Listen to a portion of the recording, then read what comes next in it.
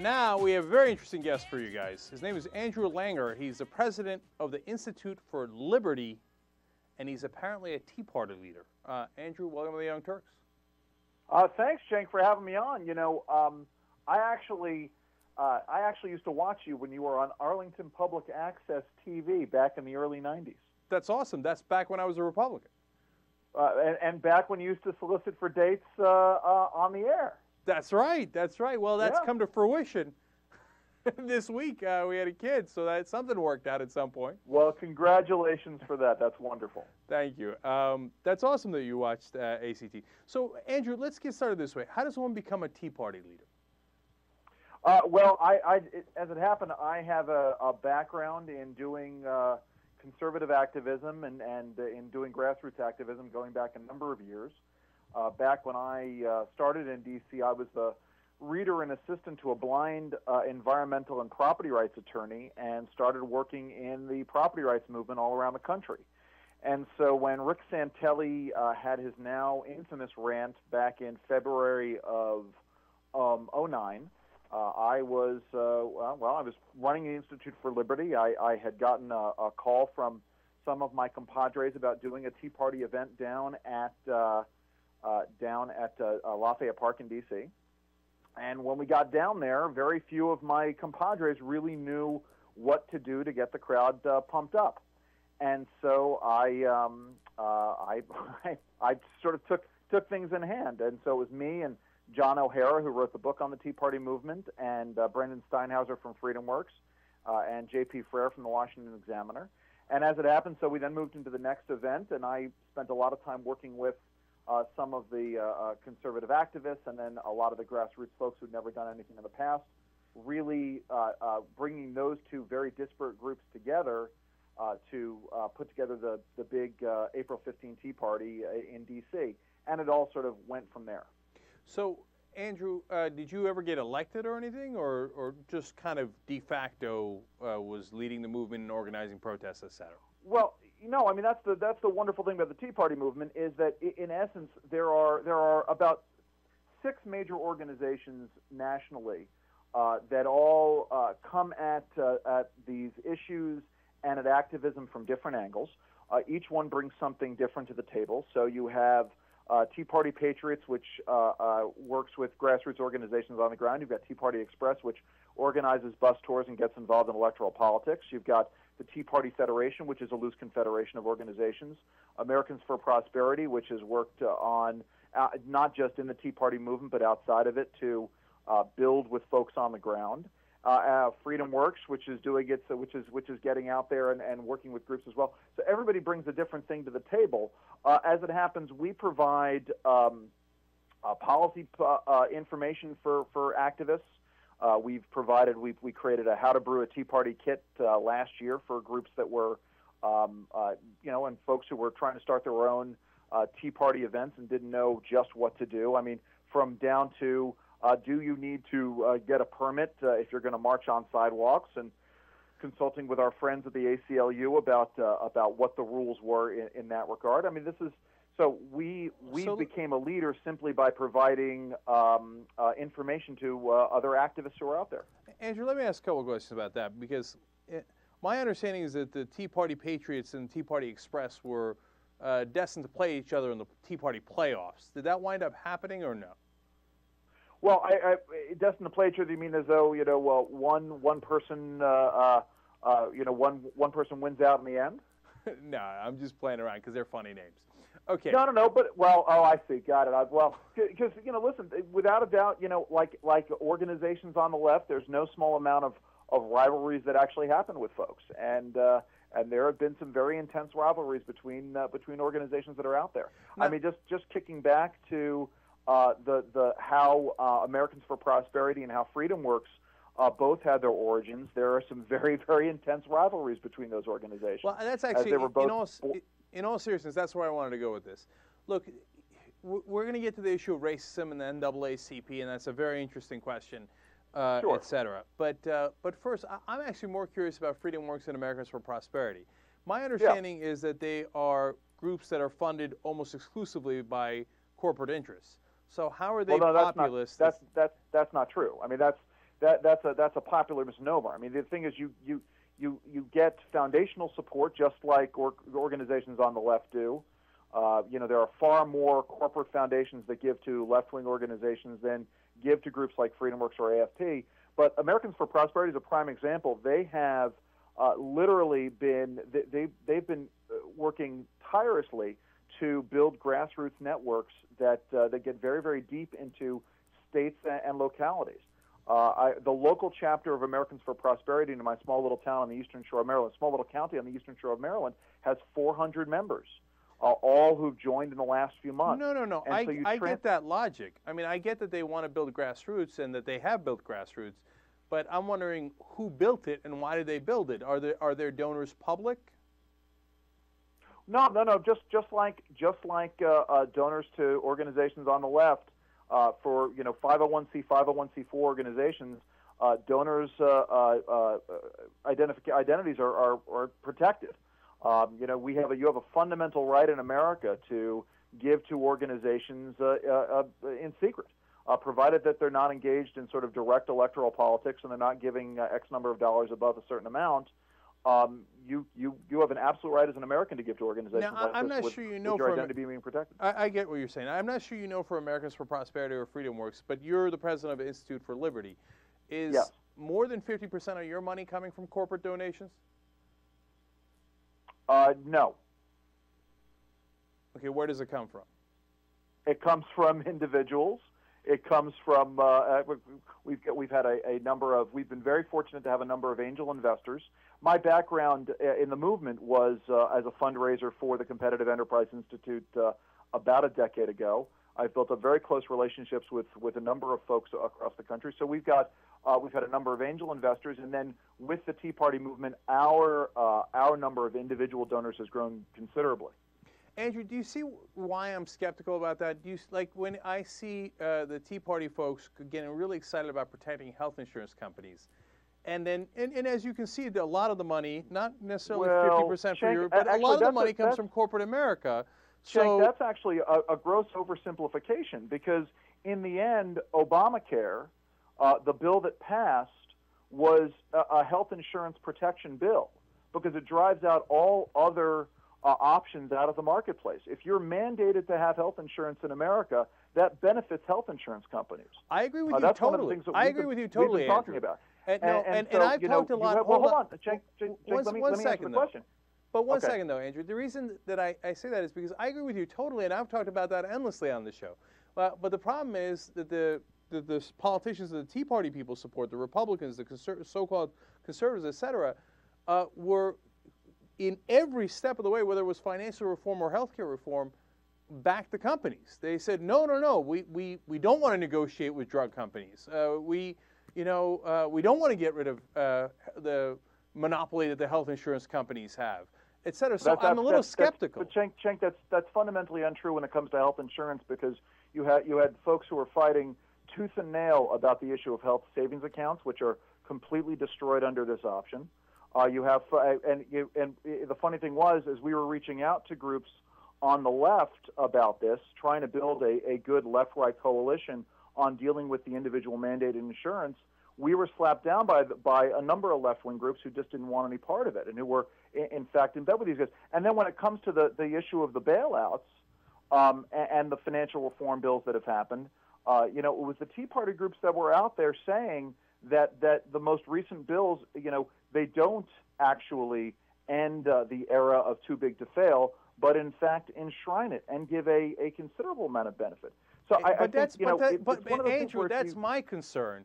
But I don't see it in the votes. I don't see it in the protests. I mean, look, you say you're worried about the mandate giving a monopoly to the private insurance. I'm worried about that. That's why we wanted a public option, to give us another option. When you talk about financial reform, my God, we didn't want the bailout money going to the banks. But every Republican voted with every bank every step of the way. I mean, come on, Andrew, you got to see that. First of all, this is why you are. First of all, you're confusing the Tea Party movement with Republicans in Congress, which I think did they protest them?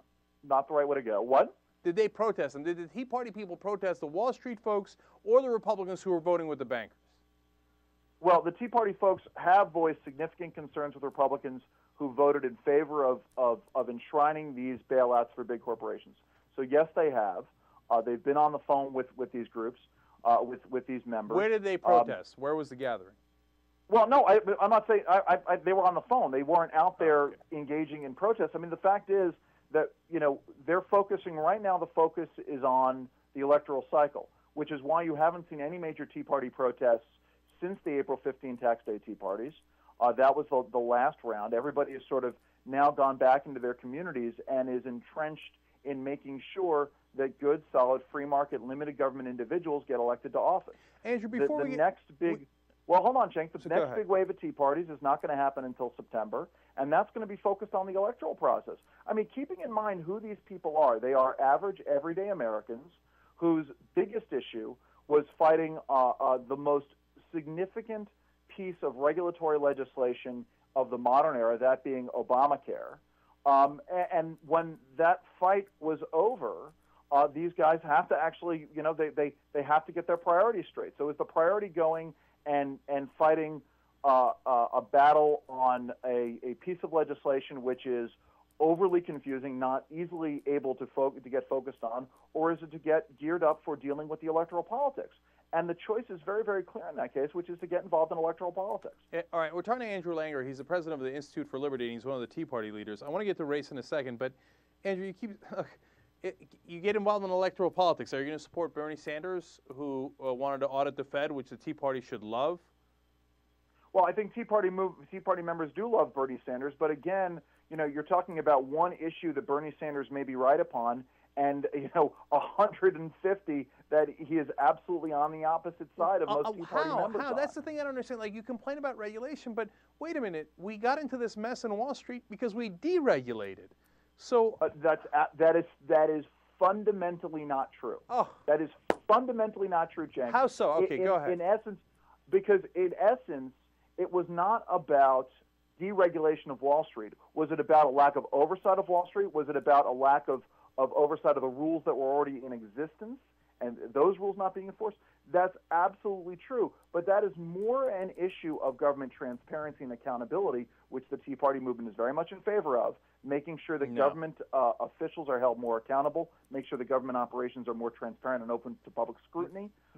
That is definitely the case. No, and if you're talking about getting back on housing markets and housing issues, it was definitely, you know, it was definitely not the issue of deregulation, but a fact of Andrew, Fannie Mae and look. Anyway, go ahead. Look, you couldn't be more wrong. Look, I'll give you a specific example. 2004, we lift how much leverage, the cap on leverage, the SEC does. And so then they can take larger risks. Those larger risks wind up blowing up. We deregulated, that definitively caused them to take more risks that caused an enormous economic collapse.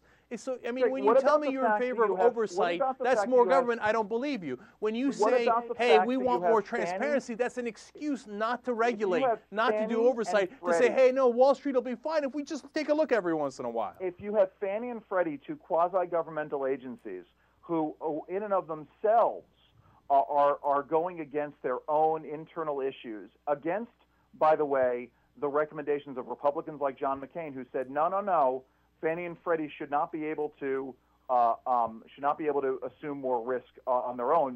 That was the whole point of having these institutions. Andrew, we agree on that one.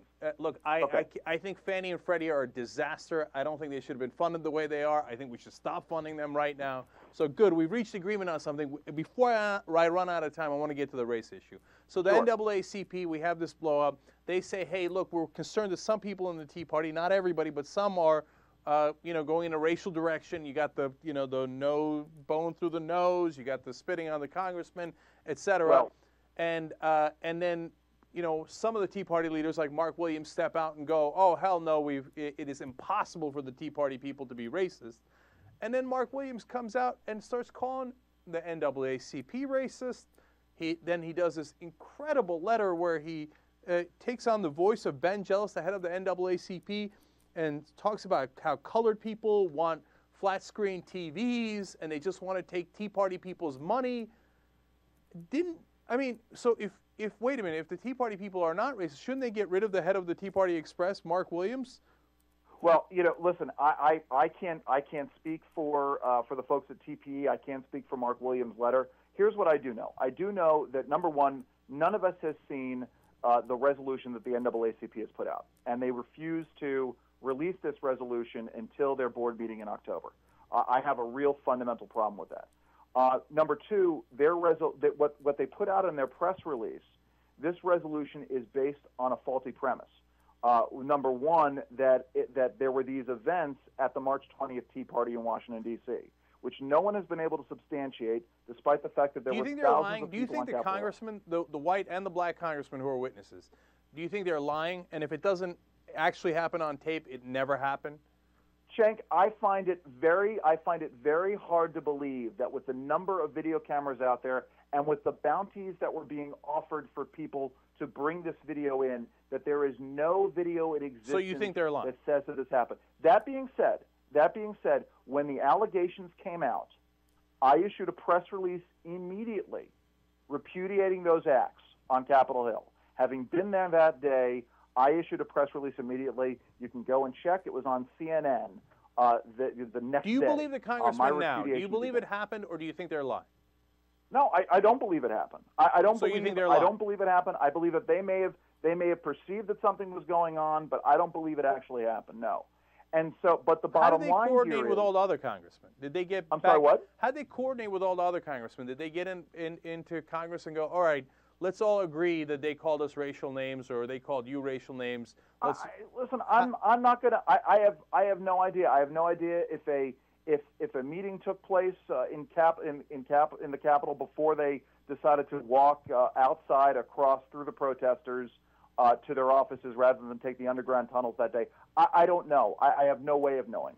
What I do know is this.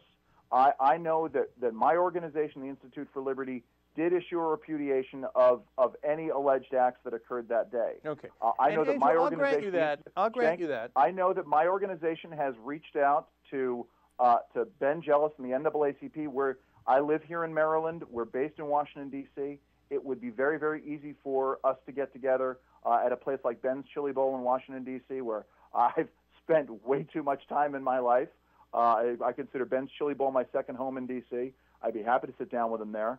We are more than willing to go at this and talk about the issues that the Tea Party it deals with. Okay, which that's fair and that's good. Race. That's fair, that's good, and I believe you sent out that statement, and I think that's terrific. So do you think that Mark Williams calling the NAACP, which helped to get civil rights for African Americans throughout the country and many other minorities, calling them one of the most racist organizations in America, that's not the right way to go? I don't think it was the right statement to make, no, but the beautiful thing about America is that everybody has the right to make idiotic statements. And we want folks like Mark Williams to make idiotic statements so that they can demonstrate their idiocy. I mean, that's a wonderful thing about America. Unlike other nations which sort of outlaw the ability of folks to say the most idiotic, ridiculous, hateful, hurtful things out there, we want folks to draw that sort of attention to themselves. So, I mean, you see how the Tea Party might have an image problem, though, if this guy is saying he's one of the spokespeople for the Tea Party in the Tea Party Express, and he's saying these kind of things, that the rest of you might want to say, hey, look, he's not with us? Well, in the end, I don't think it amounts to a hill of beans.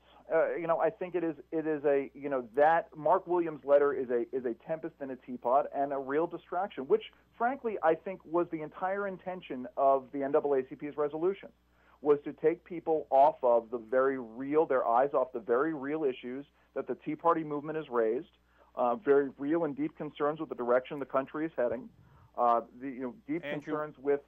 We're out of time, unfortunately. Totally out of time. But thank you so much for joining us. Andrew Langer, from the president of the Institute of Liberty. Thank you.